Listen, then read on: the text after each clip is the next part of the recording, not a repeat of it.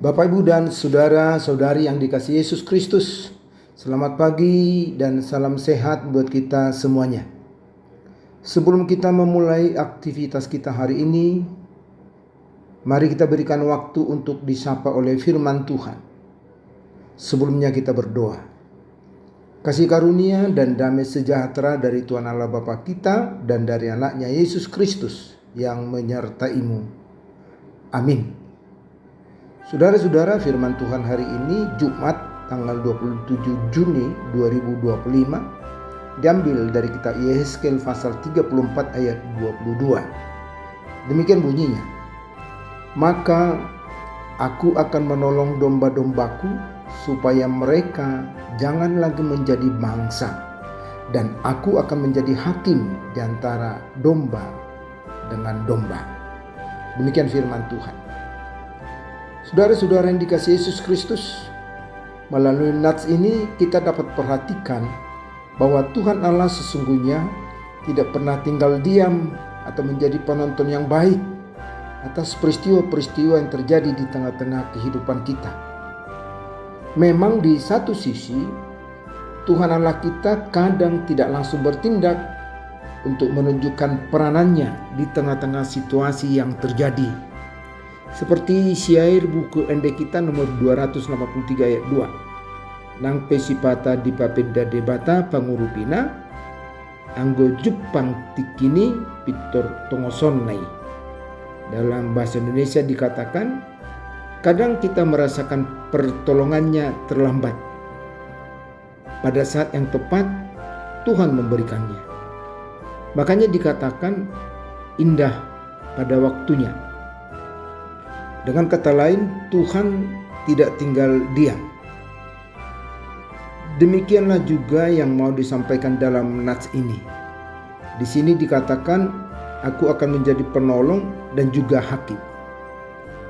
Saudara-saudara, awal dari perkataan ini adalah di mana kerajaan Israel yang dipimpin oleh Raja Salomo terpecah menjadi dua, yaitu Israel Utara dipimpin Yerobeam dan Israel Selatan dipimpin Rehabeam.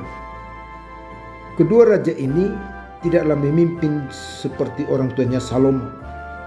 Sebaliknya mereka menjauh dari Tuhan dan tidak peduli pada domba-dombanya. Mereka sebagai pemimpin yang disebut sebagai gembala ternyata gagal melakukan tugas mereka. Mereka lalai memperhatikan kebutuhan bagi domba-domba yang berada di bawah pemeliharaan mereka. Dan memang mereka itu hanya mencari kepentingan dan kesenangannya semata. Atau mereka tidak memberi makan dombanya, malah bertindak dengan kejam terhadap kawanan dombanya, yakni dengan menelantarkan dan memangsa yang seharusnya mereka lindungi.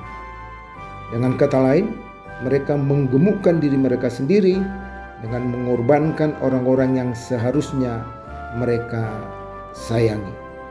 Sehingga di situasi seperti itu dikatakan dalam nats ini, maka aku akan menolong domba-dombaku supaya mereka jangan lagi menjadi mangsa, dan aku akan menjadi hakim di antara domba-domba dengan domba. Saudara-saudara, melalui perkataan ini dapat kita perhatikan bahwa Allah bukan hanya menghukum para gembala itu nantinya, tetapi juga dari kawanan domba itu juga Ia akan menghakimi dan membedakan antara mereka atau domba-domba yang bertindak benar dan mereka yang tidak benar, sehingga mana yang layak dihukum menerima hukumannya dan mana yang seharusnya dilindungi agar mendapatkan perlindungannya atau pertolongannya dari Tuhan.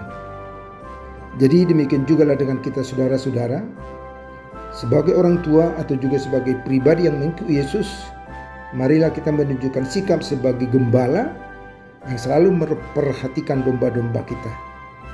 Janganlah kuasa, pengaruh, atau uang yang ada pada kita gunakan untuk hanya kesenangan semata. Tetapi marilah kita gunakan itu sesuai dengan tugas dan tanggung jawab kita demi kemuliaan Tuhan Allah kita. Amin. Selamat beraktivitas.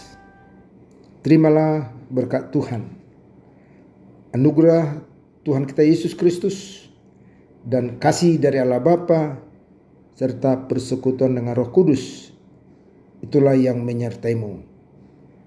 Amin.